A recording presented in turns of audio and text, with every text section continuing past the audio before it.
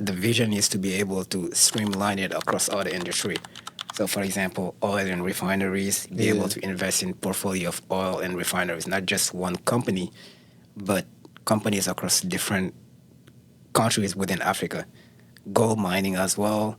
So really pick the industry you want to invest in, and then you can get started with as little as. What's up, everybody? Welcome back to the Afronomics Podcast. I'm your co-host, Llewellyn Dixon. I'm here, as always, with my boy. Hey, what up, gang? C-Tot Nabuya, co-host of the Afronomics Podcast. Super excited for this one. We got a special guest, and this is going to be a treat for you guys today. We are joined by Abdul Diallo, hails from Senegal. Yes, the great Senegal. He's actually living in Atlanta now. He's a graduate of Georgia State, computer science. He's worked for a few different corporations, but the big thing that we want to hear from him today is what he's been doing with Jolo, and that is a platform that connects investors with African businesses. Now, we're going to let him talk about that in more detail later, but first, let's get into everybody's favorite topic. Voila. Voila! All right. What's the topic, bro? I'll be nervous when you come up with these things because we don't know what you're about to talk about today. So this one, I feel like you should be able to guess because of who our guest is. You should know what we finna talk about. Oh my goodness! You want to lie? Yeah, yes. You want to lie to the people? Yeah, we're about to argue. Oh God! But it can't make plaba. That's what the Sierra Leone people say. We call it flour in Liberia. Flour in Liberia. So. Ours is better, but go ahead. Abdul, there's a huge debate and a huge argument. It's very divisive in the African community. And families have been torn apart because it's very serious. And I think that there's a lot of misinformation out there. It's very serious. It's causing a lot of strife. And it's one of the biggest things that we need to be able to move forward from if we really want to elevate as a community. True. And that is, who has the best Jolo Rice? Now, of course, Jolo Rice comes from Senegal. The Wolof people created it. Yeah. But, if we want to really be honest, the Sierra Leonean people have, taken it to another level and have made it a dish of their own. And it's just, it's just so much better, as from the Sierra Leone standpoint. But, Liberia's I agree. Oh, I'm going to stop you right there because I agree that, Sierra Leone may have taken it up and made it a little bit better. And then Liberia came along and decided, you know what? Let's add a little bit of stuff into it. I'm gonna look at the camera. And some sauce, and some love, and some Liberian funky. Put that thing on it and made it the best. Because objectively speaking, if we were to look at the competitions, Liberia won the first time around, baby. So that's what it is. The first time, and then lost every single one. Excuse me. After that I to detect Sierra lies. Leone. I detect lies. No, what do you think? What do you think, Abdul? I'm gonna be honest with you guys. I haven't tried yet the Liberian Jolo Rice. Oh, so you don't know that you're missing out on the best thing you've ever had in your life? Yeah, I've heard good things about it. Really? But, Of course you have. But I've heard you heard more from Sierra Leone and Sierra Leone Jolo Rice, right? No. Yeah, I haven't also tried the Sierra Leone, but I would love to try it though, and then I'll let you know, guys. See, people like you should be in debates better because you think with a level head. I've not tried Sierra Leone or Senegal Jolo Rice, but you know what I do know? Yeah. Ours is still better. Oh, perfect. Which ones have you tried?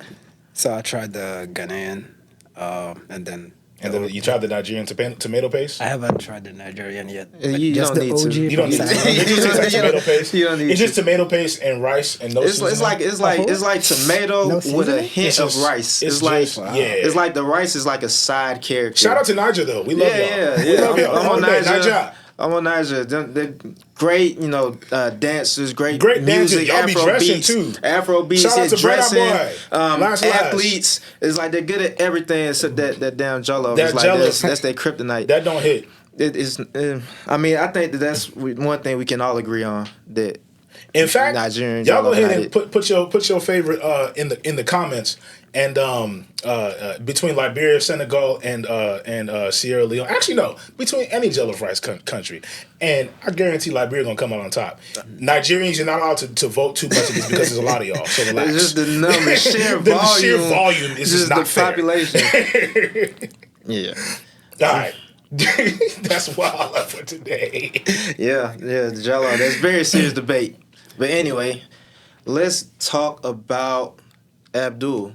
But first before we get into like what you're doing now, tell us a little more about your background because you were born in Senegal and That's then correct. Yeah. came here for college, right? Yeah. Yeah, can you speak to that, just that upbringing and that transition and what that was like? Yeah, certainly. I was born in Dakar, Senegal. It's in West Africa, and then I was studying there. I grew up there, um, and then after 2 years from college, I was studying networking and database management. And then I used to come in the United States for vacation, etc., spending time with some friends, etc. And then, yeah, I decided when I went back to Senegal and then I graduated, I decided I officially want to come back for college because I had the choice to go between France and then the United States. Obviously, US is the is the bigger country. It set the tone of what's going on globally. So I decided to come here. I went to Georgia State. I studied computer science, graduated from there, and then I started working into global corporation, Ford, and then Kaiser Permanente. So yeah, that's a little bit about transition from Senegal to the United States. Yeah. Okay. And how's that been? Like, I'm sure it was a major adjustment to go from living in Senegal to living in the U.S. Of course, you've been here before, but what were some of the things that you just had to adjust to living life here? Yeah. Yeah, it's very, it's, it's very, very, very different. In Senegal, first of all, it's monotone. You always see Senegalese folks. It's rare that you see people from different background. And here in the United States, you have all this diversity, which make it like really beautiful. You see people from Europe, from Asia. Even the locally here, it's diverse. You have the Black African American, you have the white, the Asians, etc. It's so diverse, and which make it beautiful. So that was one of the main differences. The other one is really the scarcity we have in Africa. Yeah. So in terms of like food, like resources, even though we have a lot of resources, but when it comes to like food, eating, etc., with things like you can buy, it's very scarce. You don't have enough money to go buy it, as opposed to here in America. Everything is so abundant. You have Yeah. so much food, even going to waste. So everything is big. Yeah. Yeah, that one is complete. It's a complete difference between America and Senegal. Yeah. Yeah. That's something we don't even think about. It's like, everything here is like abundance and we waste so much. Yeah. We waste so much. A lot of stuff gets taken for granted here.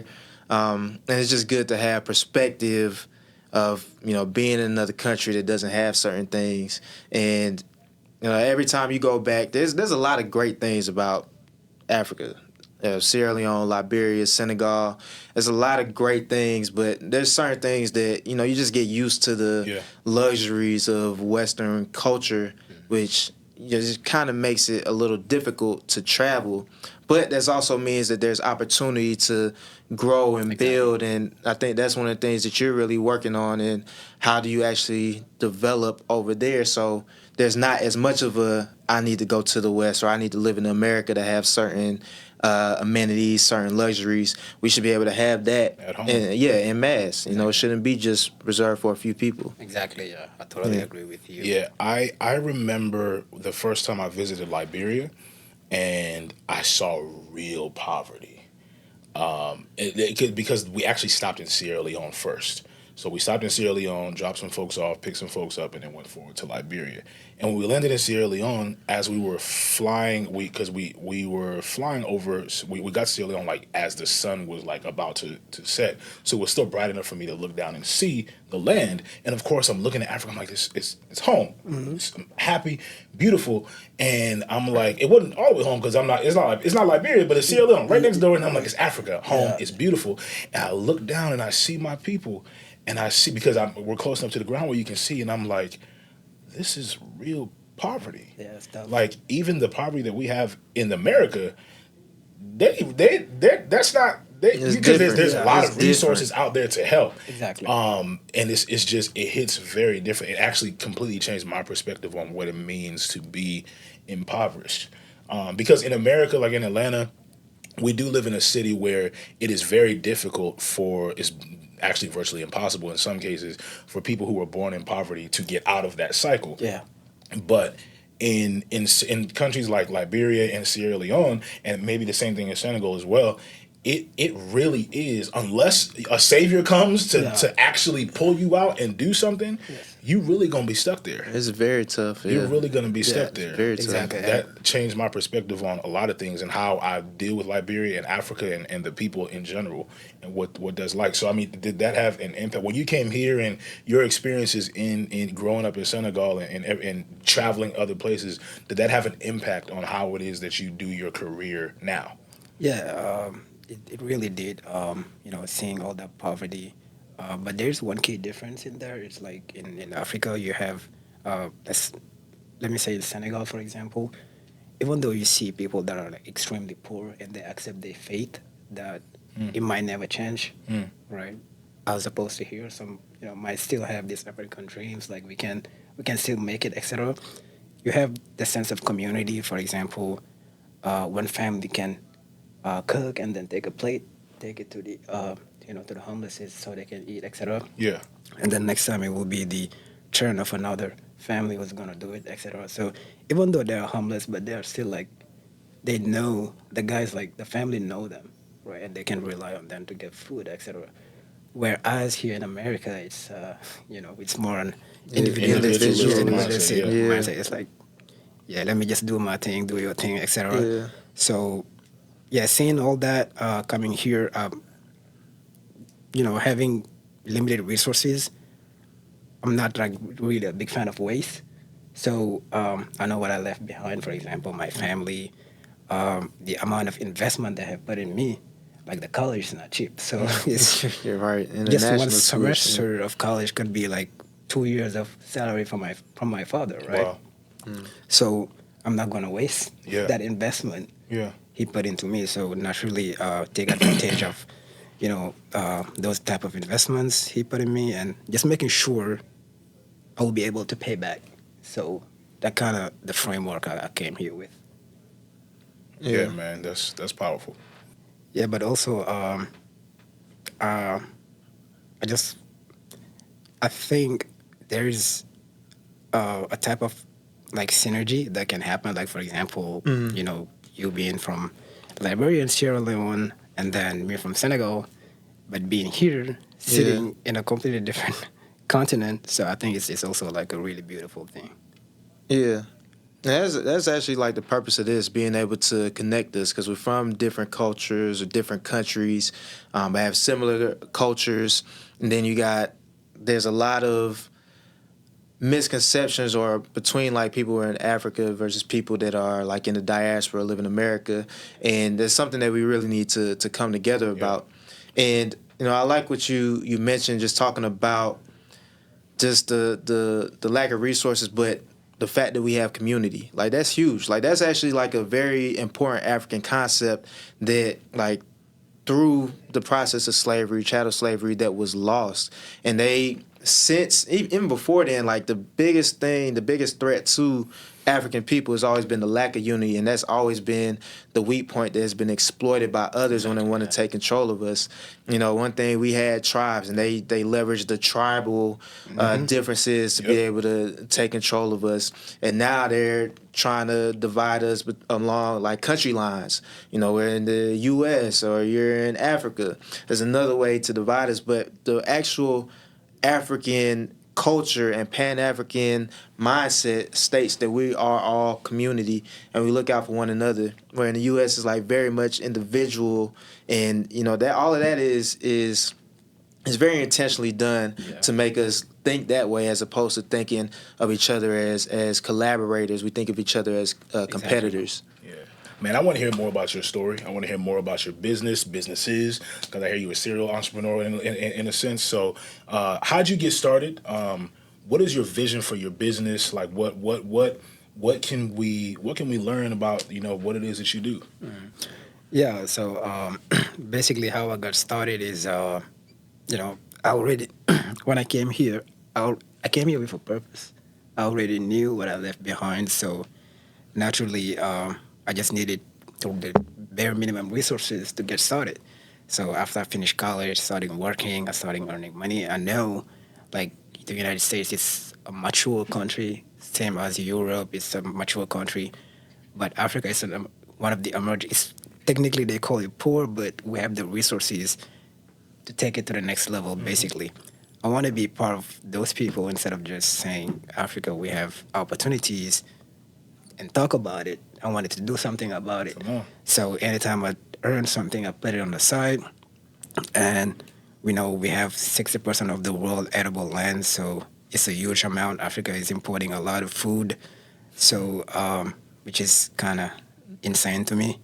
But yeah, I realized this is, and I started educating myself about it, like watching YouTube videos, talking to people that are actually doing stuff on the continent. And I was like, now I'm gonna dive into it. I went to Senegal and I spent about 1 week into a village to get an intensive training program into agribusiness. So now I know about the ins and out of, how the agriculture businesses are conducted in Senegal.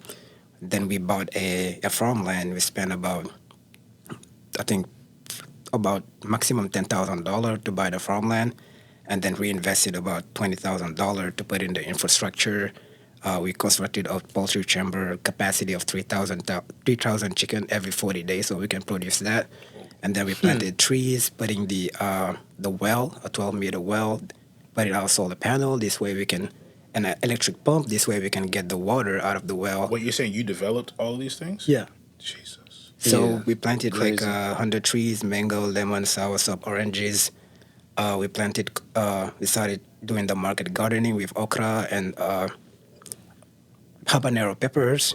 And then right now we have started producing 250 chicken. But the idea is to scale it to full capacity to 3,000 chickens. So step by step, every time I earn, I put something on the side and I invest it. So today it's valued at, let's say, 120K. Yeah. Total investment is probably 30K. So you can see the gap in 1 year to Wow. 1 year and a half. So there is, the thing is there. So now it's about how do we scale this? Because one person is not enough. Man, you said something dope, brother. You said basically you said don't just talk about it, be about it. Yeah. And that I think is a major thing that I believe in and I support, because one thing that always, I don't know about y'all, but that always bothered me about Liberian old heads, they will have full on arguments and conversations about Liberia and how what things you- are exactly. and what's wrong and everything else. And I remember, I don't know why this was burned into my brain as a core memory, maybe because it was supposed to be a reason why I decided to do what I do. But I remember I was sleeping, taking a nap, and their arguments woke me up. But it was one of those things where, like, I didn't wake up and, like, open my eyes. I woke up, I was conscious of what was going on, Okay. but my eyes were still closed.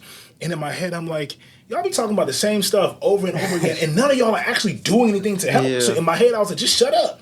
And that's kind of my motto for life. Like, if you're just gonna talk about the problem and not do anything about it, why even discuss the problem? Yeah, that's Because what I have also noticed is the people who do things to solve the problem, they don't talk about it unless it becomes necessary to talk about exactly. it to make a solution. They talk about it to troubleshoot and problem Exactly, solve. but they like, don't go get around energy, their daily yeah. life. They're not at family They're not just functions arguing about it. They're Yeah. probably the main ones not talking about it at the Yeah. family, because it's like, this is my life, so I don't need to talk about it. So, man, I commend you, even with that short resume you just gave, for what you have done and impacted so far.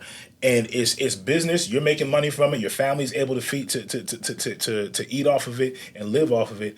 But you are also making an impact, and I think that's super important. I've always been the type of person where, like, money, yeah, I know the value of money, but no job has ever been like that important to me as far as money goes, for me to be like, I'm gonna do a job just for the money's sake. Yeah. It has to have an impact. Right. So, man, I commend you for that. Thank you. I Because appreciate it. being about it rather than just talking about it, bro, absolutely, dog. But let's also talk about the money, because that's a hell of an investment. Let's not devalue it. No, what you Let's said not is devalue it. incredibly important. Well, yeah, let's talk about that money. All right, so you said it was how long an internship? It was like a 1 week, 2 week internship. 1 week, yeah. 1 week internship, and that taught you enough about agribusiness in Senegal for you to feel confident enough to invest in land and actually create a farm. All right, so first of all, 1 week. That's a hell of an investment in education. You picked the right program. What was the name of that program actually for It's anybody called interested? Jeff's Own Farm, and the founder actually was here in the United States, and he worked with the Obama administration. You said Jeff is Jeff's Own, JEUF Zone. JEUF. Yeah, so Jeff mean action, basically. Okay, Yeah. okay. It's French. It's French. Yeah. Ah, it's okay. Wolof, my bad. Wolof. It's Wolof. Yeah. Okay. Do you speak what? Clearly, you speak French as well. Yeah. But do you speak Wolof too? Yeah, and So you Fula. speak who? Fula, because I'm Fulani. Oh, okay. So you speak Dope. 4 different languages. Yeah. Meanwhile, I barely speak one. I speak 1.5. A little bit of Spanish. Atlanta about it. I went to public school in Decatur, so this English a little finicky. That's crazy. 4 languages. Yeah. Okay, let me step my game up. Yeah, but no, let's go back to that. So 1 week investment in Jeff's farm, Jeff Zone, yeah, Jeff Zone Farm. Jeff's own farm. Yeah. And that was enough for you to feel confident enough. Then you went and actually bought the land, and only paid $10,000 for it. Which Yeah. I don't know how much land was that. Oh, it's 3 acres. 3 acres, $10,000 for the economics people. 3 acres For for $10K. $10,000. Yeah. Okay. All right, yeah, right, exactly. Okay. That'll buy you a shoebox in Atlanta. I'm not gonna lie, but And half a shoebox. you gotta rent part the shoebox and then have a roommate. All right, but yeah, all right, $10,000 for the land, 3 acres, crazy. Then put in another $20,000 for like the equipment, the infrastructure, and everything you needed. Maybe doing the initial like sowing of seeds and stuff like that. Yeah, fertilizing the soil, cutting the grass, etc., building the fences, things like that for security and hiring, somebody who is there, just making sure people are not going to come and steal stuff in there. That's a legitimate business, man. Okay, so now you all in at 30,000, and you're growing. What are you producing? You're producing chickens. You got multiple trees with different fruits, and what else? Just tell me that breakdown again. Yeah, so the first part of the operation is just that, like the mango, lemon, oranges, sour stuff. So that's the trees. It's going to take 3 years. But after the 3 years, it matures. Now you will have like 80 years where it will keep, producing stuff for you, It'll be right? an infinite return at some point. You're gonna get your money back, and it's still just gonna keep producing fruit for Exactly. you. So now you just need to water it, make sure you keep away the bad actors, etc. And then it's gonna.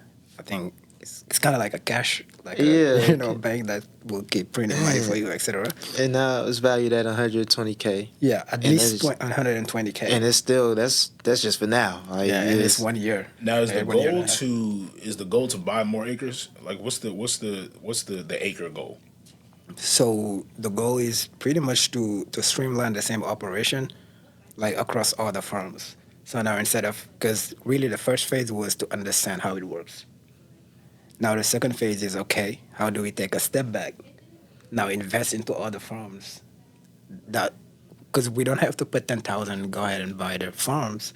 We can go find those that already have the farms, but they just need the money, the resources to exploit it. So this way, they get the farm, they take the risk, and etc. We inject the capital, they do the production, and then we sell it, and then everybody take their shares. How many acres y'all have now? 3. It's still just the 3. Yeah, just the 3 You acres. gonna buy more? Right now, with the next stage of Jolo, which is the technology business we working with, the fintech, is we working with, we currently onboarding 20 farmers, Okay. right? And in total, it will be 40 acres under management. And then we plan to take 20K. Instead of like taking that 20K, put it in one farm, we streamline it across all these 40 acres with the 20 farmers. Now they will do the production, and then we sell it with our partners, and then we all share the profit. This way. Go ahead. Yeah, this way the risk is mitigated. It's going to be less work from our end, but we oversee the projects. Making sure things are doing the way it's supposed to go. Because now we have understood the process because we've done it ourselves. So my question is, we about brain drain being an issue in some African countries as far as like some of the the resources and as far as people power, not really being there to get stuff done. Is that a problem in Senegal? Like, do you have, because you're talking about a lot of people to be able to make an impact and run this? Is that how are you finding folks? Is it relatively easy to find the people to manage this stuff, or are you finding like you got to like kind of babysit the situation and all of that? How's that looking for you? Yeah, that's a very good question. It's one of the biggest problems right now in as far as when it comes to investment in Africa.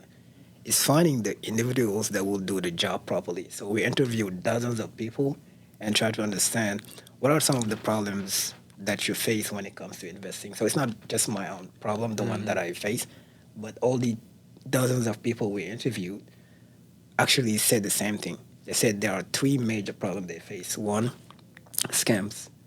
So, for example, they buy a land. Because I said land is $10,000.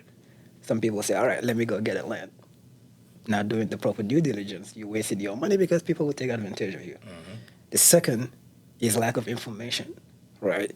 Some they know the opportunities, but where do you get the proper information to pretty much make sure you're doing the right thing?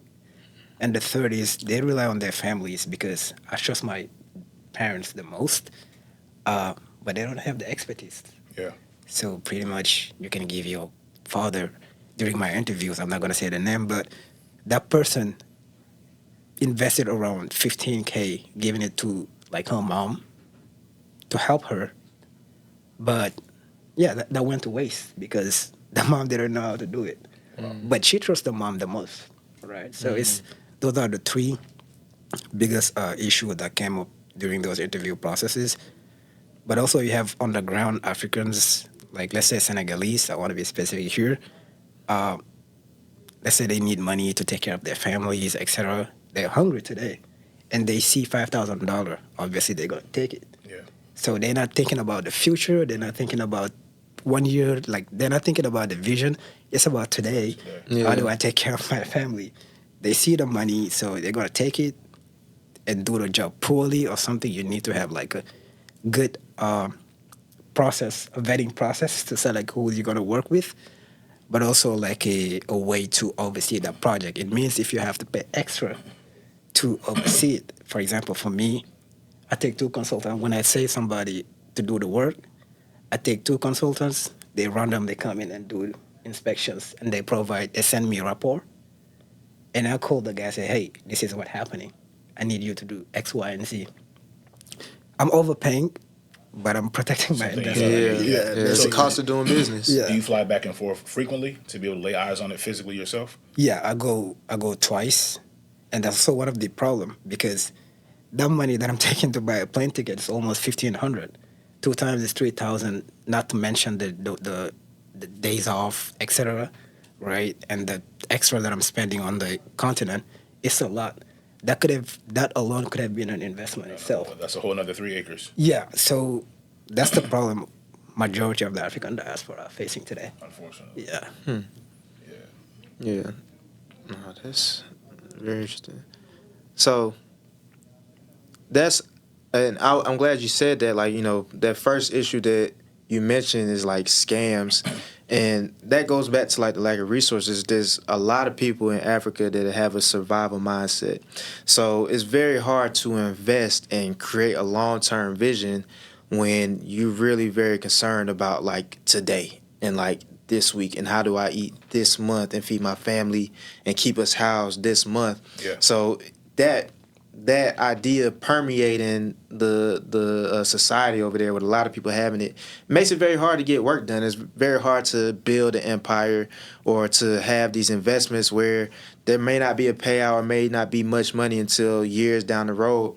And it's very difficult, but what do you think is a way that you can shift that mindset to go from just survival to how do we thrive and make sure that we can eat for generations to come? From the African underground perspective, or the the investor? African, I know. This is not an easy task, but like, just if you could speak to that, if there was an idea you had, or if you had any success in getting somebody to buy into a longer term vision, what would you say? Like, Yeah, so I will say there's also a perception that a lot of upfront capital is required, like 10K, 20, 50K, etc. Right? What can started with like one step at a time, Mm. right? So, for example, invest in portfolios or invest in enterprises that are already on the ground, have the experience doing the thing, and then learn from it, like from the rapport you're getting back, learn from it, see what's good, what's bad, do it for 1 year, etc., and then see. At least you have the foundation now. Tomorrow, if you want to go and do it yourself, you have something to start with. On the flip side, on the African ground, it's really difficult to, Yeah. you know, to, to convince someone who's who has limited resources to think about tomorrow or to think Yeah. about 5 years. But that's where you have to bring in like your communication game. You have to be able to clearly paint the vision. You have to be able to, for example, overpay a little bit more, understand, okay, and continuously telling them, this is the vision, this is the vision, this is the vision, this is the vision. I'm going to help you here. I'm going to help you here. And set the expectation up front clearly. I'm going to overpay you. I need this to be done. If you don't do it, I'm going to let you go. I'm going to fire you. Mm-hmm. And this way, they get a little bit to take care of themselves. They're not going to take your resources. Like, for example, if you have a farmer, they're not going to take your chickens and go sell it. But because that's also a practice there, right? Yeah, So, right. So make sure that they're compensated enough to where they're invested in at least in their role and not wanting to lose it. yeah. And you will also make a lot because now we're in the European or the American market or even Asia, like you make, for example, 20 or whatever, you can make way more in Africa, but you have to make also sure you share the resources with the folks on the ground. Yeah. So let them earn more basically. No, I love that, Yeah. and that's worth repeating. There's multiples to be made if you invest in Africa. Better return on investment. All the upside, all the great things, but one of the important things is share the resources. Make sure that everybody benefits. That's one of the foundation. I think that's something that really aligns with what we want to talk about and do this podcast about. So I really appreciate that. Because the fact is, the people there have become hip to the fact that people use them. Yeah, they exploit. They know. Yeah. They know, and in their minds, anybody that's an outsider, so to speak, that's coming in to do anything, or not just an outsider, people who have money or whatever, they automatically would assume that what we're showing them, we have a whole lot more. So they're like, nah, I'm finna scam you because like you got it. Yeah, and I'm No, that's struggling. right. Yeah, That's Exactly. completely right. Yeah. And so, I mean, I think there's always something to be said for, as you said, genuinely just treat people fairly. Yeah. And I think that's part of how Africa became how it is now, whether it was we did it to ourselves or, as we know, somebody else did it to us, and not treating people fairly. And that's part of the reason why we have some of the issues we have now, because then the poor are looking at them like, nah, I don't trust you, no way. You're gonna screw me over, so I don't have to do anything. So like you said, basically just paying people well, paying people fairly, treating them well, and then also bringing the hammer down, letting them know like, hey, big dog, you do that, you out. It's not. It's not a Gravy train negotiation. over with. It's gone. So I think that's important. Like we have to let them know like, hey, I rock with you. I want to make this work, but we also have to treat them fairly. So that's an excellent point, man. Yeah, that's exactly that. And can you give us an idea? We've talked about your business overall, but just real quick, give us what is Jatul? What is that? What is that? I know that's your baby. You've been working on it. Yeah. So what is it, and what is your vision for it, and how will it impact Africa and the diaspora? Yeah. So just hold to put it into word, it's a platform that enables primarily the African diaspora members to invest in African businesses. So we want to be the vehicle through which African members of the African diaspora can crowdfund into like portfolios. So let's say, for example, we have one portfolio in agriculture, in Senegalese agriculture. We onboard farmers, or we work with portfolio managers. They onboard the farmers, and when you have the 40 farmers under one portfolio, that is, for example, 40K, and then we sell the shares up to the investors. Now they invest in these farms, they educate themselves about how things are being done, as well as generating ROI. Like it could be, I don't want to say a number, but you will generate like a very interesting ROI back. This way you don't have to like spend 10K, 20K, things like that, take a lot of risk, navigating the unknown, all this political landscape that also need to be considered as well. With 250, for example, a share, you'll be able to, take advantage of all these resources while also making an impact. So why agriculture? It's just a use case. Agriculture is a use case for the platform because obviously, like I was saying earlier, 60% of the irritable land not utilized in Africa. So it's just like sitting there that can be exploited. People are going to eat. We import a lot of food from Africa. Import a lot of food from the external market. So you are guaranteed that it's going to sell, right? So that's the basis. But really, the vision is to be able to streamline it across all the industry. So, for example, oil and refineries, be able to invest in portfolio of oil and refineries, not just one company, but companies across different countries within Africa. Gold mining as well. So really pick the industry you want to invest in, and then you can get started with as little as $250, and then you access those opportunities while you have your risk mitigated. Man, the fact that you said the purpose of the platform is to open up doors for people to be able to invest, you are going to get, I hope, from this and anything else that you talk about, that you get a lot of hits and users. Because I know that there's a lot of people, specifically like Black Americans, who want to have, so like because we're African, we kind of know already who to tap and where to go and all of that to get it done. And we still get burned. We still get burned.